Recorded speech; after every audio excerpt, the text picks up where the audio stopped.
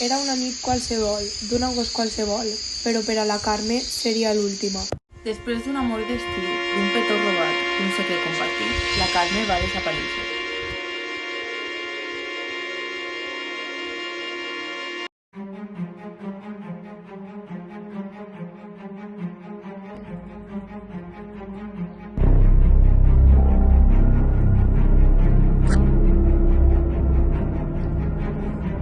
Els seus amics, desconcertats, es veuen atrapats en una xarxa de sospites i mentides. Tots tenen alguna cosa que amagar i tots podien tenir motius. La desconfiança es comença a sortir. Aquest estiu no tothom tornarà a casa.